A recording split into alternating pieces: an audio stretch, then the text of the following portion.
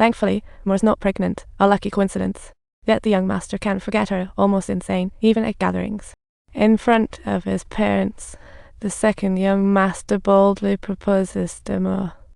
He has served this family for 19 years, but the lady still sees Moore as a beggar. Mrs. firmly opposes her son marrying a poor girl, even the mayor's father objects. Yes, the second young master is a romantic.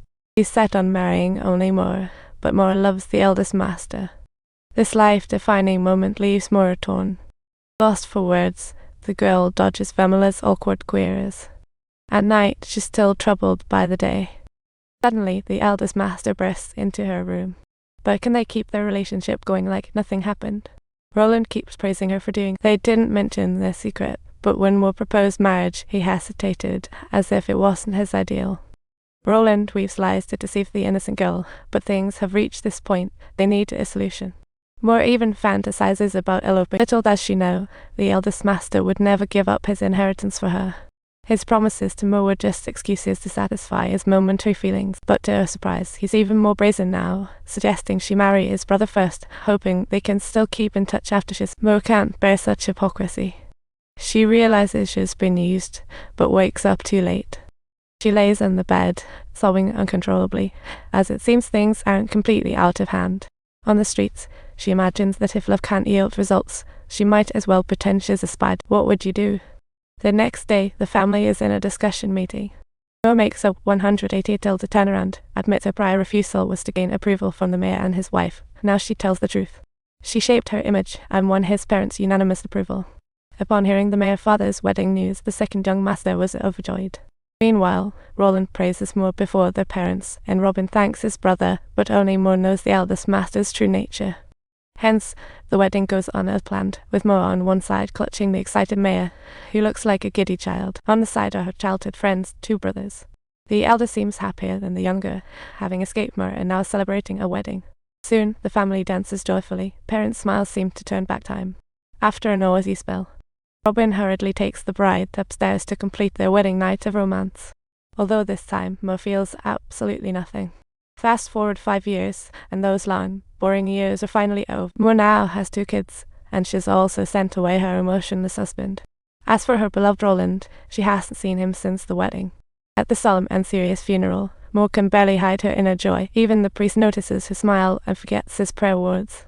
This beautiful young woman inherits a fortune after her husband dies. In short, she's free and won't endure widowhood's pain.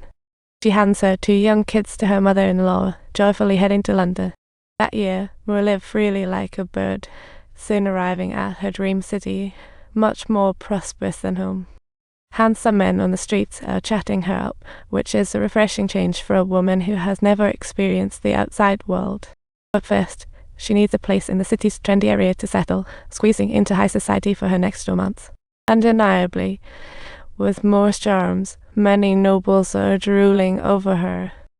When a man approaches her, claiming he could make her his trophy wife, Moore isn't interested. She doesn't want to be anyone's accessory. She's genuinely looking for her ideal partner, not just a man with gold in his. To her surprise, a rather portly gentleman behind her shows a strong interest. He's a proper businessman. After this gentleman inherited a substantial fortune following his father's death, the only thing he lacks now is a wife with whom he can squander the money together. Clearly, he represents a perfect choice for Moore. So, they began dating often. He was funny, charming, and romantic, leading Moore to propose. Amid laughter and joy, Moore gains her new husband, marking the beginning of her second life chapter. And this gentleman treats her very well. Every day is either spent at the opera or mingling in luxurious entertainment venues. She's living it up, truly indulging in life. This lasted 2 years. Her husband squandered his inheritance and nearly used up Moore's funds until one day. The sleeping couple are woken by knocking. It's creditors. The husband dresses fast to flee. He warns his wife to get out too, to avoid the creditors. As her husband leaps out the window, what will happen to Moore? After being dumped by her second husband, she hopes to find shelter in the city, but is shocked by what she sees. Here she finds scenes of family dealings, and her previous experiences are unbelievable. Selling herself could secure her a place. However, Mo has always considered herself above such things. After a brief contemplation, she firmly rejects the offer. With only the meager savings she possesses, she purchases a formal dress and subsequently makes her way to the vibrant port district, attempting to infiltrate the circle of wealthy and stylish individuals. With past experience with women, Mo attempts to approach businessmen and attract wealthy captains. Taking the opportunity to crack jokes, she hopes to find a suitable partner, but to her surprise, this tactic actually works. Her words soon catch a young captain's eye. She won't refuse money in seeking a partner. I won't reject money's perks, but value more important things, like a fun person, and someone I can genuinely love. When I marry, it's for love.